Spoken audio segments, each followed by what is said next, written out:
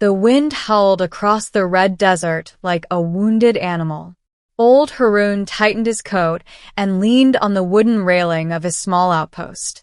The settlement lights of Dust Haven Colony glimmered faintly in the distance, but his shack stood nearly 3 kilometers away, alone on a ridge of rust-colored rock. Most people wondered why a 70-year-old man would choose to live so far from the safety of the colony. Haroon always gave the same answer: peace. After 30 years repairing starship engines and 20 more managing cargo docks, he had seen enough noise, arguments, and crowded corridors to last 3 lifetimes. Out here, on the edge of the desert, he had quiet skies, the whisper of sand, and the occasional trader who stopped by for repairs. Life was simple, until the night the sky fell. Haroon was brewing tea when a distant streak of blue light cut across the darkness. It burned like a meteor but moved wrong. Too controlled, too deliberate. His old mechanic instincts kicked in immediately. "That's no rock," he muttered. A moment later, the ground trembled. Somewhere beyond the ridge, metal screamed against stone. A crash. Haroon grabbed his lantern and his old plasma cutter, just in case, and stepped into the cold night air. The desert stretched before him in shadowed dunes and jagged rock. In the distance, faint smoke curled upward. "Great," he sighed. "Another wreck." Most crash survivors were smugglers, reckless pilots, or tourists who ignored flight warnings. Still, Haroon had never left someone stranded. He climbed into his battered crawler vehicle and drove toward the smoke. The wreckage appeared after 15 minutes. The ship was small, sleek, silver, and completely foreign to him. Its hull shimmered with strange patterns, and half of it had buried itself in the sand. Haroon whistled softly. Never seen a design like that before. The cockpit hatch hung open. He approached slowly. "Hello," he called. "Anyone alive?" At first, there was only the wind, then movement. A figure stumbled from the wreckage. Haroon blinked. It was a girl, or at least something very close to one. She was tall and slender, with skin that seemed faintly luminous under the lantern light. Her hair fell in long silver strands down her back, and her eyes glowed a deep violet. She looked barely older than 20. She also looked terrified. The moment she saw Haroon, she froze. Haroon raised both hands slowly. "Easy," he said gently. "I'm not here to hurt you." She spoke, but the words were strange and musical. Haroon frowned. "Yeah, I don't understand that." The girl swayed slightly. Then she collapsed. Haroon carried her back to his shack. Despite her height, she was surprisingly light. Her skin was warm, almost too warm. He laid her on his old couch and examined her quickly. No major injuries, just exhaustion. "Lucky you," he muttered. Another few hours out there, and the desert cold would have finished the job. He wrapped her in blankets and placed a heater nearby. After a few minutes, her eyes fluttered open. She sat up suddenly, breathing fast. Haroon held up a mug of tea. "Relax. You're safe." She stared at him. Then she sniffed the air. Her expression changed. Confusion. Then something else. Something intense. Haroon noticed immediately. "You all right?" he asked. The girl studied him carefully, like she was trying to understand something impossible. Then she spoke again. Different language this time. Broken, but understandable. "You human?" Haroon smiled. "Last time I checked." Her gaze moved across the room, absorbing everything. "You saved me." "Looks that way." She lowered her head slightly.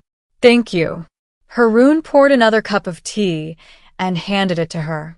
"What's your name?" She hesitated. "Lyra." "Well, Lyra," Haroon said, sitting down in his chair, "your ship's in bad shape. You planning to stay a while?" Lyra looked toward the door. Toward the desert. Her expression tightened. Yes, she said quietly. I must stay. Haroon shrugged. Works for me. I've got extra soup. The next 2 days were strange. Lyra recovered quickly. Too quickly.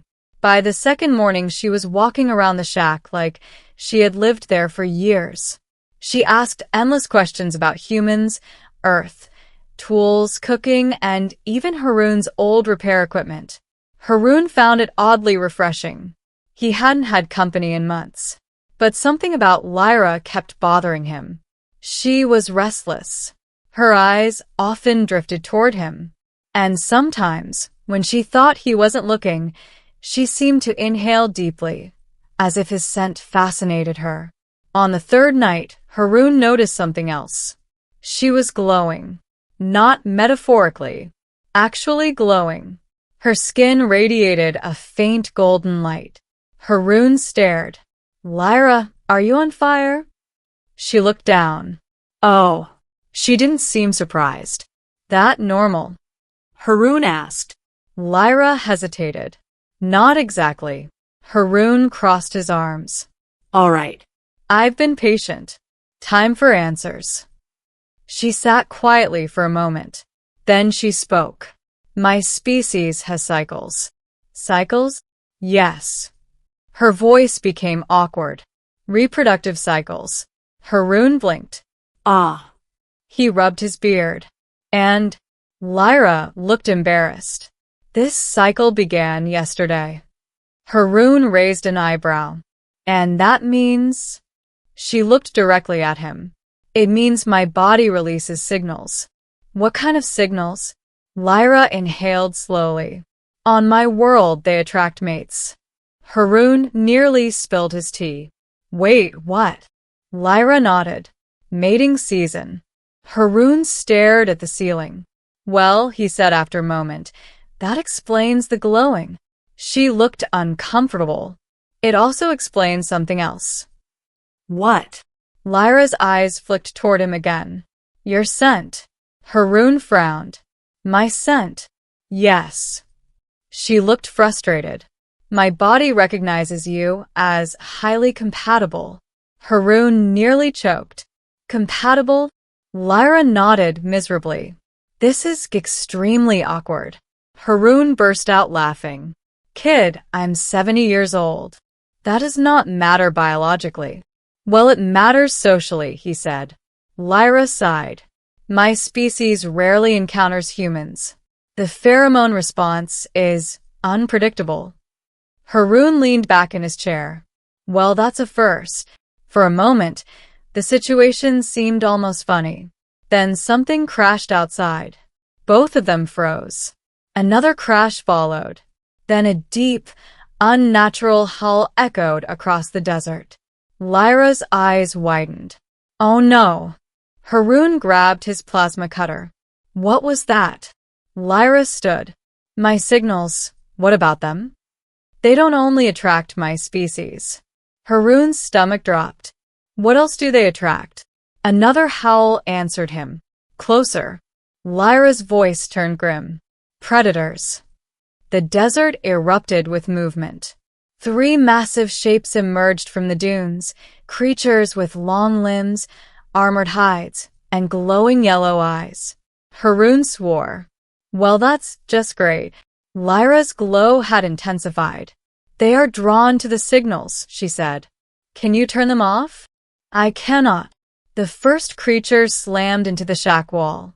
Wood cracked. Haroon grabbed a flare gun. All right, he said calmly. New rule. Mating season gets postponed. The door burst open. The creature lunged. Haroon fired. The flare exploded in its face, sending it screeching backward. Run, he shouted. Lyra sprinted outside with him as the shack collapsed behind them. They jumped into the crawler. Haroon slammed the engine alive. Where are we going? Lyra asked. Anywhere not here. The crawler roared across the desert while the creatures chased them through the sand. Lyra looked back. They will not stop. Haroon grinned. They haven't met my old repair drones yet. He slammed a button. Behind them, Small mechanical spheres rolled from the crawler's cargo rack. Seconds later, boom. The desert exploded in fire and sand. The creatures howled in pain. Haroon kept driving until the horizon turned quiet again. Finally, he stopped. Both of them sat in silence. Then Lyra began laughing. Haroon looked at her. "What's so funny?" "You are very brave for an old human." Haroon chuckled. "I'm too stubborn to die." Lyra looked at him differently now. Not with the strange biological curiosity from before, but with genuine respect. "My people value protectors," she said softly. Haroon shrugged. "Well, someone had to keep you from getting eaten." She looked toward the stars. "My cycle will end soon. Then I can repair my ship and leave." Haroon nodded slowly. "Figured." A quiet moment passed. Then Lyra smiled. "But I will remember the human who protected me during the most embarrassing season of my life." Haroon laughed loudly. "That story's definitely not going in my retirement memoir."